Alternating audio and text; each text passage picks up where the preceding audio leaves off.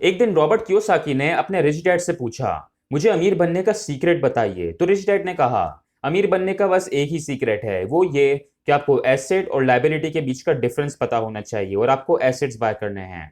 Asset मतलब कोई भी ऐसी चीज जिससे आपकी जेब में पैसे आए, और लायबिलिटी वो चीज जो आपसे पैसे ले। जैसे आपने घर खरीदा और उसे रेंट पे दे दिया, अब हर महीने आपको उस घर का रेंट मिल रहा है, तो ये एक एसेट है। अब अगर रेंट पे देने के बजाय आपने उस घर को पर्सनली यूज किया, तो यही घर एक लायबिलिटी बन जाएगा, क्योंकि अब आपको हर महीने electricity bill, gas bill, property tax, maintenance cost, ये सारे एक्सपेंसेस पूरे करने पड़ेंगे, तो ये एक लायबिलिटी है। बहुत से लोग जॉब करते हैं और पैसा कमाते हैं, लेकिन वो जॉब कोई एसेट नहीं है। एसेट्स ऐसे होने चाहिए जो आपके लिए खुद इनकम जनरेट करें, जहां आपको काम करने की नीड ना हो। रिच डैड रॉबर्ट से कहते हैं कि पुअर और मिडिल क्लास लोग पैसों के लिए काम करते हैं, जबकि रिच लोग पैसों के लिए काम नहीं करते, पैसा उनके लिए काम करता है। जैसे ही उन्हें इनकम मिलती है, वो उस इनकम से एसेट्स बाय कर लेते हैं और फिर वो एसेट्स उन्हें इनकम जनरेट करके देते हैं। मोस्टली हमारे यहाँ ये होता है, जब पुअर के पास इनकम आती है तो उस इनकम को एक्सपेंसेस के लिए यूज करता है, जैसे फूड, बिल्स, टैक्सेस, और फिर एसेट्स के लिए कुछ नहीं बचता। जब मिडिल क्लास के पास इनकम आती है तो वो उसे लाइबिलिटीज के लिए यूज करता है, जैसे समीर ने लास्ट मंथ एक नया एसी खरीदा, मतलब और ज्यादा इलेक्ट्रिसिटी बिल। लास्ट वीक एक क्लब मेंबरशिप खरीदी, जिससे एक्सपेंसेस और भी बढ़ गए। मतलब मिडिल क्लास भी अपनी सारी इनकम लाइबिलिटीज और एक्सपेंसेस में यूज करते हैं, जबकि रिच लोगों के पास एक्सपेंसेस से ज्यादा एसेट्स होते हैं। उनके एसेट कॉलम में से जो इनकम आती है वो इनकम एक्सपेंसेस के लिए यूज हो जाती है, और जो इनकम बच जाती है वो वापस एसेट कॉलम में री इन्वेस्ट कर देते हैं। फॉर एग्जाम्पल, सारन अपनी कुछ प्रॉपर्टीज रेंट पे दी हुई हैं, उसे महीने के 1 लाख रुपए मिलते हैं, जबकि उसके मंथली एक्सपेंसेस 50,000 हैं। तो बचे हुए 50,000 से वो वापस एसेट्स बाय कर लेगी, जैसे बॉन्ड्स, स्टॉक्स, कोई भी एसेट्स खरीद सकती है। इसलिए आप भी चेक करें कि आप अपनी इनकम कैसे स्पेंड कर रहे हैं और एसेट्स बाय करें। Lesson 2, rat race. रोहित की अभी अभी शादी हुई है, जिसके बाद उसने मंथली इंस्टॉलमेंट्स पर एक घर खरीद दिया है, फिर एक कार भी लोन पर ले ली है। अब रोहित डेली काम पे जाता है डर की वजह से। उसे डर है कि अगर वो काम पे नहीं जाएगा तो सारे एक्सपेंसेस कैसे पूरे होंगे। अब कुछ टाइम बाद रोहित और उसकी वाइफ का एक बेबी होता है, जिसके बाद उनके एक्सपेंसेस और बढ़ जाते हैं। अब रोहित को 2 जॉब्स करनी पड़ रही हैं, जिसकी वजह से ज्यादा इनकम आ रही है, और ज्यादा इनकम की वजह से उनकी डिजायर्स भी बढ़ रही हैं।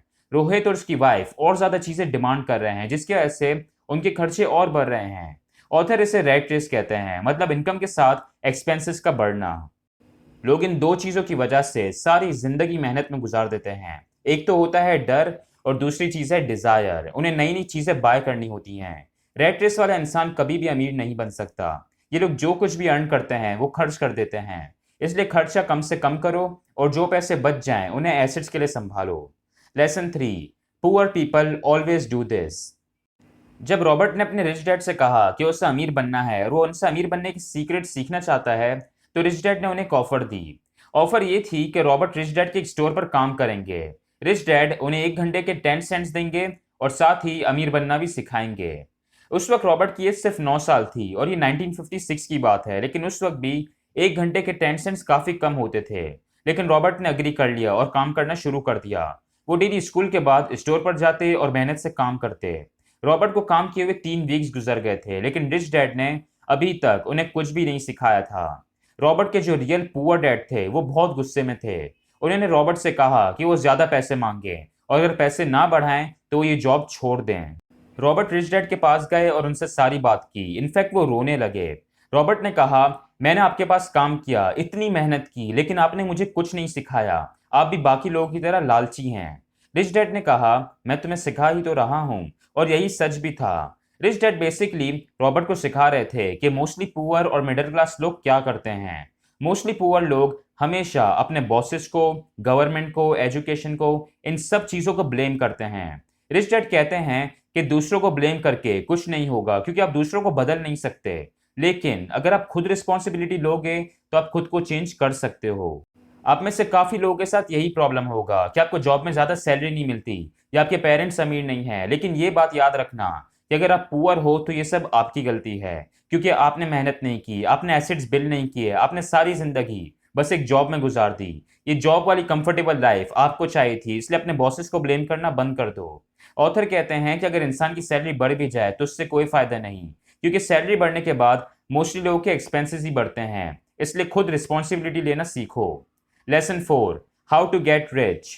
बहुत से लोग रॉबर्ट कियोसाकी से पूछते हैं मैं अमीर कैसे बन सकता हूं, और ऑथर उन्हें एक ही जवाब देते हैं, फाइनेंशियली लिटरेट बनो। मतलब पैसों के बारे में सीखो कि पैसा कैसे कमाया जाता है, नए नए एसेट्स के बारे में सीखो, इन्वेस्टमेंट्स के बारे में सीखो। अगर आप एक गरीब को बहुत सारे पैसे दे दोगे तो कुछ ही टाइम में फिर से गरीब हो जाएगा, क्योंकि पैसा मैटर नहीं करता। अगर आपके पास पैसों से रिलेटेड नॉलेज होगी तो आप पैसे कमा भी सकोगे और अपनी वेल्थ को ग्रो भी कर सकोगे। Lesson 5, financial knowledge is not enough. Sandeep ने रियल एस्टेट के बारे में काफी कुछ सीखा हुआ है और उसे इन्वेस्टमेंट के लिए एक अच्छी अपॉर्चुनिटी मिली है, लेकिन फिर भी वो इन्वेस्ट नहीं कर रहा क्योंकि उसे डर लग रहा है कि कहीं उसके पैसे डूब ना जाएं। लाखों लोगों ने रिच डैड पुअर डैड पढ़ी है, लेकिन वो अमीर नहीं है क्योंकि वो एक्शन नहीं लेते। रॉबर्ट कियोसाकी कहते हैं कि फाइनेंशियल नॉलेज के साथ साथ आपके अंदर हिम्मत भी होनी चाहिए। आपको रिस्क लेने आने चाहिए। बिना रिस्क लिए कोई भी अमीर नहीं बन सकता। इनफैक्ट खुद ऑथर को अपनी कई सारी इन्वेस्टमेंट्स पर लॉस हुआ है, लेकिन वो इन मिस्टेक से सीखते हैं और आज भी रिस्क लेते हैं और एसेट्स बाय करते हैं। इसलिए अमीर बनने के लिए फाइनेंशियल लिटरेसी और हिम्मत दोनों चीजें चाहिए। Lesson 6, don't work for money, work for. Graduation के बाद रॉबर्ट कियोसाकी को स्टैंडर्ड ऑयल ऑफ कैलिफोर्निया में जॉब मिल गई, जहां वो साल के $42,000 अर्न कर रहे थे। उनके पुअर डैड बहुत खुश थे। उनके पुअर डैड चाहते थे कि रॉबर्ट एक हाई पेइंग जॉब में सेटल हो जाएं, जबकि उनके रिच डैड कहते थे कि कभी भी पैसों के लिए काम नहीं करना, हमेशा सीखने के लिए काम किया करो। रॉबर्ट कियोसाकी ने 6 महीने बाद वो जॉब छोड़ दी और वो मरीन कॉर्प्स में चले गए, क्योंकि वो वहां जाके लीडरशिप की स्किल सीखना चाहते थे। रिच डैड लर्निंग को बहुत ही इंपॉर्टेंट मानते थे। रॉबर्ट उनकी मीटिंग्स के वक्त भी उनके साथ बैठते थे ताकि वो उनसे कुछ सीख सकें। एक बार रॉबर्ट कियोसाकी एक स्पीकिंग इवेंट पे गए। इवेंट के बाद एक फीमेल रिपोर्टर ने उनका इंटरव्यू लिया। उस रिपोर्टर ने ऑथर से कहा कि वो भी उनकी तरह बेस्ट सेलिंग ऑथर बनना चाहती हैं। तो ऑथर ने उस रिपोर्टर के कुछ आर्टिकल्स पढ़े और वो उन्हें बहुत पसंद आए। ऑथर ने उस रिपोर्टर से पूछा कि किस चीज ने उन्हें रोका हुआ है।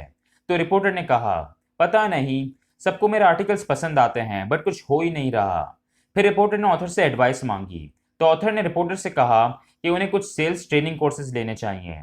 ये सुन के रिपोर्टर को गुस्सा आ गया और उसने रॉबर्ट कियोसाकी से कहा, मेरे पास एक मास्टर्स डिग्री है, मैं एक प्रोफेशनल हूँ और आप चाहते हैं कि मैं एक सेल्समैन बन जाऊं। तो ऑथर ने अपनी एक बेस्ट सेलिंग बुक उठाई और कहा, ये देखो, ये एक बेस्ट सेलिंग बुक है, ना कि बेस्ट राइटिंग बुक।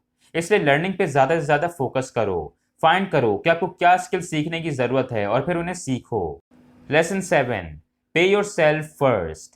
इसका मतलब है कि आपको अपने आप को हमेशा सबसे पहले पे करना है। मतलब वो इनकम जिससे आप एसेट्स बाय करोगे और फिर जो बच जाए उससे बाकी एक्सपेंसेस पूरे करो। रॉबर्ट ने रिच डैड से पूछा कि अगर हमारे पास इतने पैसे ना हो तो क्या करें।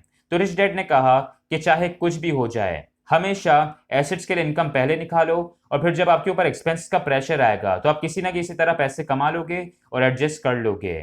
अगर आप एक्सपेंसेस पहले पूरे करोगे तो आपको एसेट्स के लिए कोई प्रेशराइज नहीं करेगा और फिर आपके पास एंड में पैसे भी नहीं बचेंगे। इसलिए पे your self first. Lesson 8, give and you shall receive. Rich dad हमेशा एक चीज में मानते थे कि अगर आपको कोई चीज चाहिए तो पहले आप वो चीज दो। जैसे जब रिच डैड को पैसों की नीड होती थी तो वो किसी और की हेल्प करते थे। जब रॉबर्ट कियोसाकी को पैसों की नीड होती थी तो किसी और की मदद करते थे। जब उन्हें सेल्स की नीड होती है तो किसी और की सेल्स करने में मदद करते हैं। यही चीज काफी सारे रिलीजन्स में भी सिखाई जाती है। इसलिए डोनेशंस वगैरह भी किया करो, दूसरों की हेल्प किया करो, इससे आपको भी हेल्प मिलेगी। अगर आपको मेरी वीडियो पसंद आई और आप फ्यूचर में भी ऐसी वीडियोस चाहते हैं तो लाइक, शेयर एंड सब्सक्राइब करें। Thank you.